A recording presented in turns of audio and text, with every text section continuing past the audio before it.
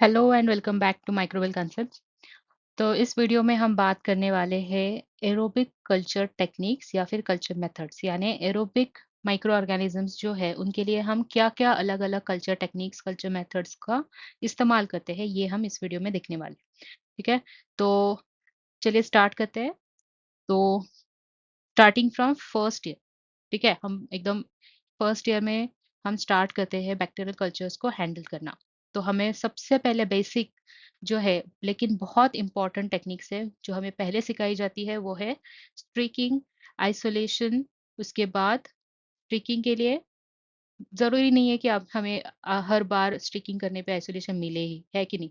तो स्ट्रीकिंग करने के बाद प्रैक्टिस करते करते आपको आइसोलेशन करना आना चाहिए। आइसोलेशन आपको एक बार स्ट्रिक करने पे नहीं मिलता फर्स्ट टाइम पे, ठीक है। आपको अगर अच्छी प्रैक्टिस हो, आप हम कहते हैं आपके माइक्रोबायोलॉजी के स्किल्स अच्छे हो, तो फर्स्ट टाइम में भी आपको आइसोलेशन स्ट्रिकिंग करने पे मिल जाएगा। अभी आइसोलेशन सिर्फ हम स्ट्रिकिंग करने से ही थोड़ी ना हमें मिलता है। हम अलग अलग मेथड्स भी यूज करते हैं, जैसे spread plate and pour plate etcetera, ठीक है। तो ये बेसिक लेकिन इंपॉर्टेंट टेक्निक्स है जो हमें फर्स्ट ईयर में ही पढ़ाई जाती है, ठीक है। तो यही है वो techniques, these are culture techniques which we use widely for aerobic cultures, ठीक है। तो we will study this in details. So सबसे पहला है कि हमें कल्चरिंग माइक्रोब्स, ओके। तो कल्चरिंग का मीनिंग क्या है? कल्टीवेटिंग, यानी उन्हें उगाना। सिंपल भाषा में उन्हें उगाते हैं हम, है कि नहीं। तो हम माइक्रोबायोलॉजी के लैब में हम क्या क्या करते हैं? हम उन्हें अच्छा खाना देते हैं। तो खाना कैसे देते हैं? इन ग्रोथ मीडिया, ठीक है। ग्रोथ मीडिया, उसमें उन्हें पानी भी मिलता है, उन्हें जो न्यूट्रिएंट्स चाहिए वो भी मिलते हैं, उसके साथ हम उन्हें अच्छा टेम्परेचर भी देते हैं। तो ये बेसिक रिक्वायरमेंट्स हैं हमारे एरोबिक माइक्रोब्स के लिए। तो जब हम ये सब उन्हें देते हैं, तब वो अच्छे से ग्रो करते हैं हमारे लैब में, ठीक है। Then there are different forms of culture भी, तो आपको ये भी पता होना चाहिए। एक है अगार प्लेट, ओके। तो यहाँ पे सरफेस एरिया जो है वो ज्यादा है।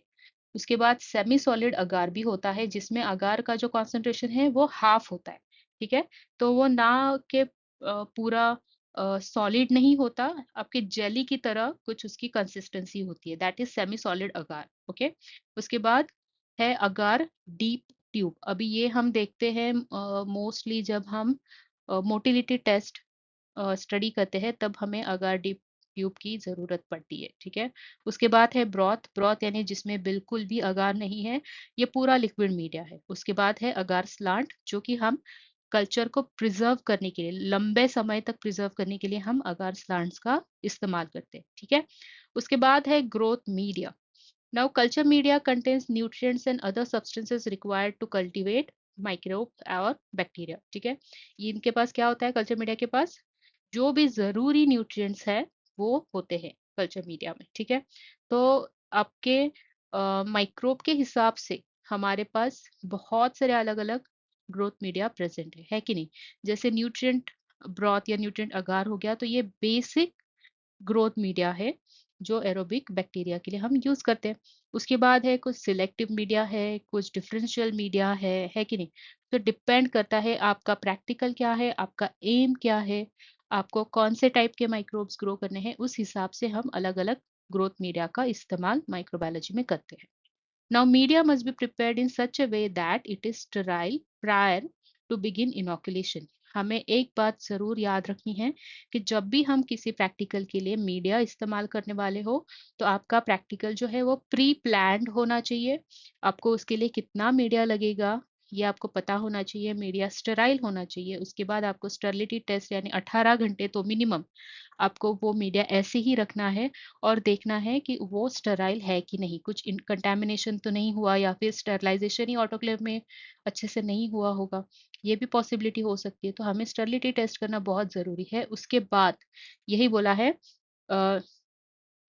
प्रायर टू बिगिन इनोकुलेशन, मतलब वो स्टेराइल है कि नहीं इनोकुलेशन करने के पहले, ये एक बार आप अच्छे से जान लो, ठीक है।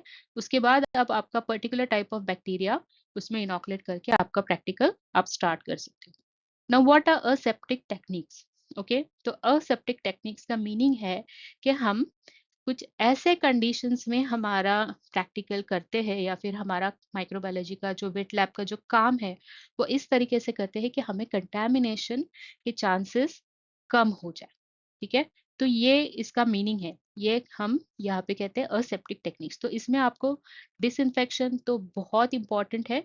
उसके बाद आपको कुछ kind of sterile environment create करके, फॉर एग्जांपल अभी हम यहाँ पे सबसे पहले आपको तो लैब में बेंच पे काम करना पड़ता है। ठीक है, आपको फर्स्ट ईयर में ही आपको लैमिनार एयर फ्लो नहीं देते हैंडल करने, है कि नहीं? आपने भी बेंच पे काम किया होगा। दो बर्नर्स के बीच में हम काम करते हैं, क्यों? क्योंकि यहाँ पे जो जोन क्रिएट होता है, जो एयर करंट क्रिएट होता है, वो स्टेराइल एयर का होता है। ठीक है, क्योंकि फ्लेम की वजह से जो हॉट एयर है ना, पूरी वो फ्लो करती है इस एरिया में, और जो भी बाहर की एयर है वो उस जोन में नहीं आती। तो हमारे जो कंटेमिनेशन के चांसेस है वो कम हो जाते हैं। दूसरी बात, हमने सबसे पहले सब एक्चुअली ये फर्स्ट पॉइंट होना चाहिए कि हमने सबसे पहले बेंच को अच्छे से 70% इथेनॉल से वाइप आउट करना है। ठीक है, तो हमारे सरफेस का जो कंटेमिनेशन है वो कम हो जाएगा। ठीक है, वो चांसेस कम हो गए। उसके बाद जो भी है हम बर्नर्स के बीच में काम करेंगे। उसके बाद ये सेकंड हो गया। फिर थर्ड पॉइंट है, जो आप वायर लूप यूज करोगे या फिर जो आप पाइपेट्स यूज करोगे प्रैक्टिकल में, वो स्टेराइल होनी चाहिए। ठीक है, अभी जो माइक्रो पाइपेट्स है वो हम ऑटोक्लेव के लिए उसके टिप्स हम ऑटोक्लेविंग में डाल सकते हैं, बट हम लूप थोड़ी ना डालते ऑटोक्लेविंग में। वो हम क्या करते हैं, वो हम फ्लेम इंसिनरेट करके वो हम इंश्योर करते हैं कि वो स्टेराइल है। ठीक है, तो ये होगी हमारी बेसिक थर्ड स्टेप। ये बेसिक असेप्टिक टेक्निक्स है जो आपको मालूम होने ही चाहिए। उसके बाद छोटे मोटे आ जाते हैं, जैसे जब हम टेस्ट ट्यूब ओपन करते हैं तो हम टेस्ट ट्यूब का जो ओपन पार्ट है, ओपन माउथ है, वो भी फ्लेम इंसिनरेट करते हैं ताकि बाहर की एयर कोई ट्यूब में ना जाए और कंटेमिनेशन ना करे। ठीक है, देखो यहाँ पे भी दिखाया है। उसके बाद वायर लूप हॉट नहीं है ये इंश्योर करने के बाद हमने सस्पेंशन में हमारी वायर लूप इंसर्ट की, लूप फुल हमने वहां से बैक्टीरियल सस्पेंशन लिया है और दूसरे ट्यूब में डाला। दूसरे ट्यूब में डालने के बाद फिर से उसको फ्लेम इंसिनरेट किया और फिर उसे क्लोज किया। ठीक है, this is basic aseptic technique. Now let's move towards inoculation and isolation. So inoculation is a method where a tiny previous sample or a tiny part of colony is used as inoculum and is introduced to new sterile media for growth and reproduction. अभी for example inoculation का अगर आपको example देना है, तो घर में जब आपकी माँ दही लगाती होगी, है ना, घर में दही जब जमाया जाता है तो क्या करते हैं, पहले वाले दही में से समझो एक आधा स्पून हम दही जो है वो लूक वार्म यानी गुनगुने दूध में हम उसे डाल के मिक्स करते हैं और फिर 24 घंटे के लिए हम उसे इंक्यूबेट करते हैं, है कि नहीं? तो जो पहले वाला दही था जो हमने ऐड किया उस लुक वार्म या गुनगुने दूध में, वो क्या था? वो था इनोक्यूलम। ठीक है, तो अभी उस इनोक्यूलम में जो बैक्टीरिया थे वो अभी उस दूध में अच्छे से रिप्रोड्यूस होंगे, ग्रो होंगे, और फिर जो प्रोसेस है कर्ड बनने की, वो स्टार्ट हो जाएगी। ठीक है, यही हम माइक्रोबायोलॉजी में करते हैं।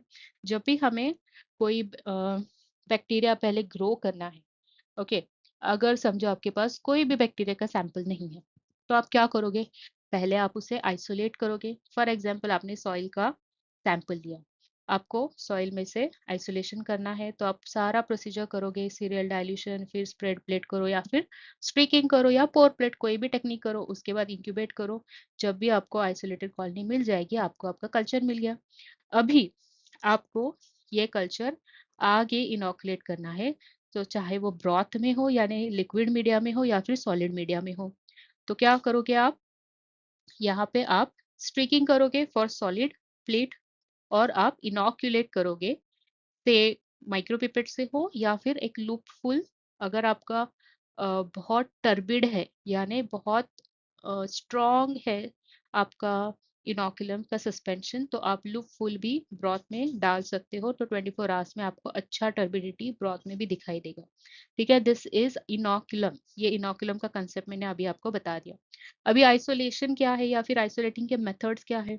तो आइसोलेटिंग के मेथड्स है, आइसोलेशन का मीनिंग अभी पहले आपको बताती हूँ। सो फॉर एग्जांपल यहाँ पे जो पिक्चर है, यहाँ पे आप देख सकते हो कि बड़े बड़े कॉलोनीज तो है ही, लेकिन पिन पॉइंट कॉलोनीज भी बहुत सारे हैं। तो यहाँ से मैं खुद श्योर नहीं हूँ कि मैं अगर टूथपिक से या फिर वायर लूप से अगर मैं कॉलोनी का एक पार्ट अगर मैं निकालना चाहूँ, तो मैं ये श्योरली नहीं बता सकती कि मैं दूसरे कॉलोनी को यहाँ पे टच कर रही हूँ या नहीं, कंटेमिनेशन में उठा रही हूँ या नहीं। ठीक है, तो this is not a isolated plate. ठीक है, वेल आइसोलेटेड प्लेट यानी ऐसी प्लेट जहाँ पे अच्छे से आइसोलेटेड कॉलोनीज दूर दूर है। ओके, कोई दूसरा कंटेमिनेशन उस आइसोलेटेड कॉलोनी के पास ग्रो नहीं हो रहा, आप अच्छे से आइसोलेटेड कॉलोनी पिक कर सको, ऐसे कंडीशन में अगर आपका प्लेट है, तो आप कह सकते हो कि वो आइसोलेशन है। ठीक है, आइसोलेशन आपको मिल गया। अभी आइसोलेशन के मेथड्स क्या है? स्ट्रीकिंग, पोर प्लेट, स्प्रेड प्लेट, ये तो कॉमनली हम यूज करते हैं। तो ये हम प्योर बैक्टीरिया के लिए भी कर सकते हैं, ईस्ट कॉलोनीज के लिए भी कर सकते हैं। फंगल के टेक्निक्स थोड़े बहुत डिफरेंट है, लेकिन हाँ हम स्प्रेड प्लेट, पोर प्लेट तो कर ही सकते हैं फंगाई के लिए। स्ट्रीकिंग थोड़ा डिफिकल्ट है क्योंकि स्पोर्स है, तो स्पोर यहाँ वहाँ अगर गिर जाए तो आइसोलेशन बहुत कम मिलता है स्ट्रीकिंग से फंगाई के लिए। ठीक है, तो हम वहाँ पे स्पॉट इनोकुलेशन करते हैं। Okay, now bacteria are present everywhere. ठीक है, so for example in case of soil, millions of microbes are present, so here we need to focus on one in which we are interested and try to separate it.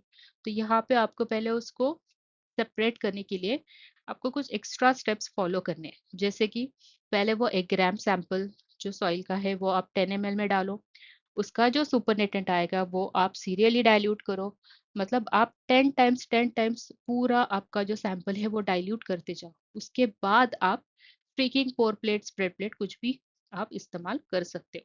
ठीक है, ये isolation के methods है। ठीक है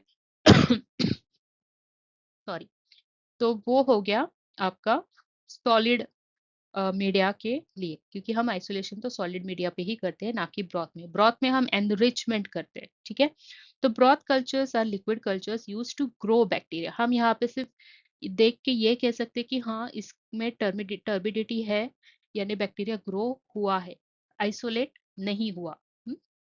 तो broth वाले हम कल्चर्स कब यूज करते हैं? जब हमें बायोकेमिकल टेस्टिंग करना हो या फिर सैंपल को सिर्फ एनरिच करना हो, यानी हमें पता नहीं कि कितने बैक्टीरिया एक सैंपल में प्रेजेंट है। ठीक है, हो सकता है कि जो हमारा इंटरेस्ट वाला बैक्टीरिया है वो एक हाथ ही प्रेजेंट हो, तो उसे हम एनरिच करेंगे, यानी हम पहले उसे बहुत मल्टीप्लाई, रिप्रोड्यूस, ग्रो होने देंगे लिक्विड कल्चर में। ठीक है, उसके बाद हम सॉलिड में उसका आइसोलेशन करेंगे। ये मीनिंग होता है एनरिचमेंट का। ठीक है, so use clean glassware for media preparation, you autoclave, you prepare your media, you autoclave, let the media cool down to RT यानी room temperature, and under aseptic conditions you inoculate the broth and then you incubate, or use it as per your experimental requirements like for blood culture or sterility testing etc. थोड़ा बहुत यहाँ पे change हो सकता है अगर आपका experiment कुछ अलग है तो। ठीक है, अभी बात करते हैं स्ट्रीकिंग यानी स्ट्रीक प्लेट की। ठीक है, तो मोस्टली ये रूटीन में ये ज्यादा यूज होता है, यानी आजकल अगर आप हॉस्पिटल का कोई लैब देखो, माइक्रोबायोलॉजी लैब, तो वहां पर तो ये कॉमन है और ये यूज होता ही है। ठीक है, तो यहाँ पे आपको बेसिक रिक्वायरमेंट क्या है? तो you need a sterile media plate, okay, agar plate and a loop, nichrome wire loop. तो ये लूप का क्लोजअप है, लूप ऐसे दिखता है। ठीक है, तो ये किसका बना है? Nichrome wire loop. ठीक है, आपको सैंपल लगेगा या फिर bacterial suspension and sterile agar media plate. So under aseptic conditions, a loop full of sample is on streaked in T-streak method, यानी T वाला मेथड, ओके, और 4-5 क्वाड्रेंट मेथड, जैसे ये 1 क्वाड्रेंट, 2, 3, 4 एंड 5, तो आपको 4 या फिर मोस्टली 5 में ही आइसोलेशन मिल जाएगा। ठीक है, सी 1, 2, 3, 4 एंड 5। ठीक है, तो आपको यहाँ पे 5 में आइसोलेशन मिल रहा है। ठीक है, हर एक का टाइप होता है स्ट्रिकिंग करने का। तो कोई है जो 4 क्वाड्रेंट में करते हैं स्ट्रिकिंग, कोई है जो 5 क्वाड्रेंट में करते हैं। तो ये आपके ऊपर, आपके स्किल के ऊपर है, डिपेंड्स। ओके, लेकिन स्ट्रीकिंग के लिए बहुत प्रैक्टिस की जरूरत होती है। ठीक है, यू नीड टू नो आपका बैक्टीरियल सस्पेंशन कितना थिक है, कितना टर्बिड था, कितना अ, उसमें बैक्टीरियल लोड है, उसके ऊपर आपको स्ट्रीकिंग आना चाहिए। ठीक है, तो ये बैड स्ट्रीकिंग है। देखो पूरा प्लेट कवर किया है स्ट्रीकिंग में, और आइसोलेशन के लिए जगह है क्या, लास्ट क्वाड्रेंट में नहीं है। So this is a bad isolation and this is a well isolated colony plate. Okay? See, यहाँ से मैं easily ये वाली कॉलोनी उठा सकती हूँ, ये वाली कॉलोनी उठा सकती हूँ, है कि नहीं, यहाँ भी है colony. Okay, and these are different streaking methods. One can use any method but ensure isolation. ठीक है, देखो कितने अलग अलग टाइप्स के मेथड्स है ना, so it depends on you कि आपको क्या चाहिए। ठीक है, नाउ स्प्रेड प्लेट या फिर लॉन कल्चर। तो ये आपको स्प्रेड प्लेट यानी ग्लास स्प्रेडर से जो हम स्प्रेड करते हैं ना, वो वाला टेक्निक है।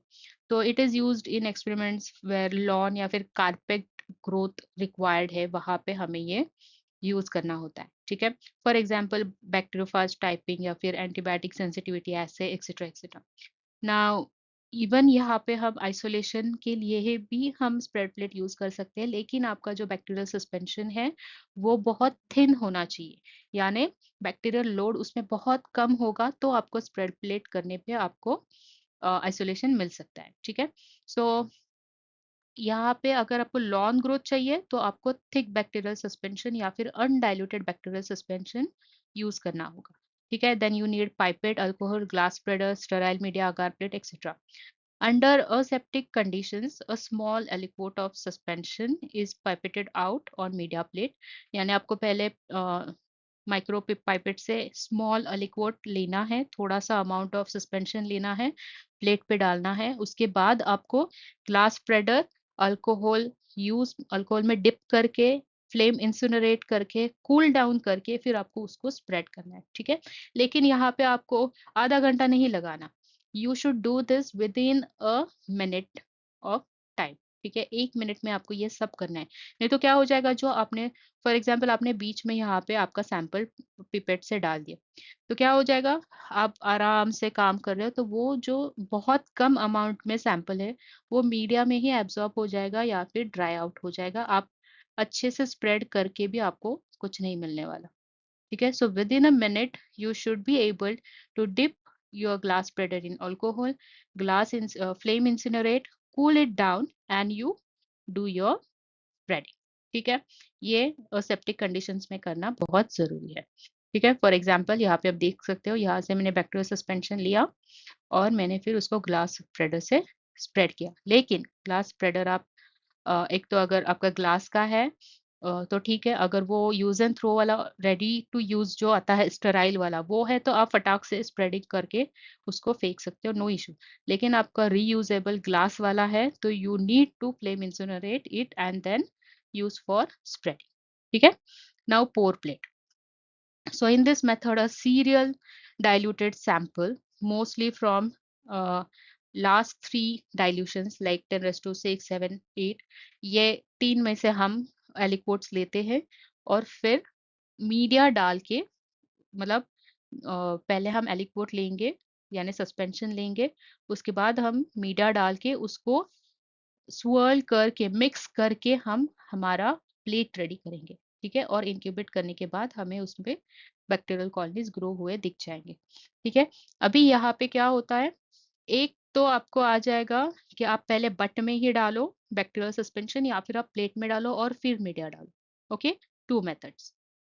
Okay, so this is same only, but the difference is यहाँ पे आप, एक तो आपका जो अगार का बट है, इसे बट बोलते हैं। ठीक है, जिसमें हमने पहले लिक्विड मीडिया रेडी किया, उसमें अगार डाला एंड यू डिस्पेंस, आपने पहले अगार को डिसॉल्व भी करना है। ठीक है, लेकिन उसको पूरा कूल डाउन नहीं करना, जब वो हॉट है ओके, तभी आपको आपके टेस्ट ट्यूब्स में जो बड़े वाले टेस्ट ट्यूब्स आते हैं उसमें आपको उसको डिस्पेंस करना है, यानी 10 ml 9 to 10 ml मीडिया आपको हर एक ट्यूब में डालना है, ठीक है।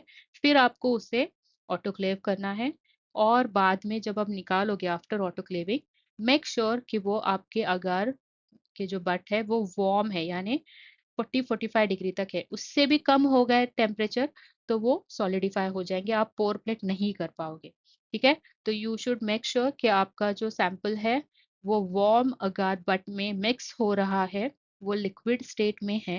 And when you pour out, when you swirl, यानी आप अच्छे से मिक्स कर रहे हो, प्लेट को घुमा रहे हो गोल गोल, तब आपका सैंपल भी उसमें मिक्स हो रहा है properly, and then you incubate to get isolated corners, ठीक है। तो ये था पोर प्लेट वाला। अभी चलते हैं स्टैप कल्चर्स की तरफ। स्टैप कल्चर्स हम कब करते हैं? जब हमें मोस्टली मोटिलिटी टेस्ट करनी है, ठीक है। तो ये अगार डीप ट्यूब होते हैं, ठीक है।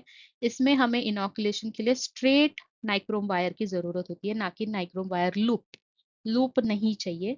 लूप क्या करेगा? हमारा पूरा जो अगार डीप है वो ब्रेक कर देगा, उसमें क्रैक्स आ जाएंगे, ठीक है। और ऑलरेडी अगर क्रैक्स है तो बैक्टीरिया तो उसमें ग्रो होने ही वाले हैं, सो हमारा जो टेस्ट है वो फॉल्स इंटरप्रिटेशन हमें दे सकता है। तो हम क्या करते हैं, स्ट्रेट निडल, स्टैबिंग निडल उसे बोलते हैं, जो जो कि नाइक्रोम वायर का ही बना होता है, वही हम यूज करेंगे, ठीक है।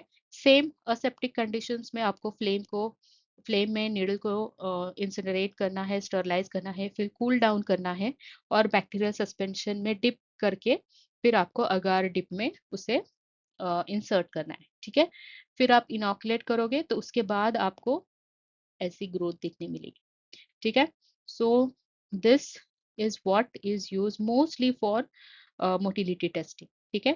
या फिर it is use for gelatin liquefaction, मतलब जिलेटिन को लिक्विड करने का एक टेस्ट होता है, मतलब bacteria is able to liquify gelatin और नॉट, ये सब टेस्ट करने के लिए हम स्टैप कल्चर्स का यूज करते हैं, ठीक है। Then we have stroke cultures. So here tube containing agar slopes known as agar slants are used. And in this method under aseptic conditions जो inoculum हम वायर लूप से लेते हैं वो हम zigzag यहाँ पे हम ये करते हैं, स्ट्रीक करते हैं, ठीक है। एंड फिर हम उसे इंक्यूबेट करते हैं and we see or observe for our results. Now, where it is used for slide agglutination or other diagnostic test, but also it is used for culture preservation. ठीक है, कल्चर को preserve करने के लिए भी हम यूज करते हैं। और अगर दूसरा एप्लीकेशन चाहिए आपको तो वो है स्लाइड अग्लूटिनेशन, या फिर कुछ डायग्नोस्टिक टेस्ट है जिसमें अगार बट का कलर चेंज हो रहा है या नहीं, ये सब हम देखते हैं। तो उसमें भी ये स्ट्रोक कल्चर या फिर agar slant test भी यूज होता है। Okay, so this was all about aerobic culture techniques या फिर कल्चर मेथड्स, ठीक है। तो आई होप आपको ये सब समझ में आ गया होगा, and thank you for watching my video. Share करो आपके फ्रेंड्स के साथ, सब्सक्राइब करो मेरे चैनल को, और वीडियो पसंद आया हो तो लाइक ज़रूर करना।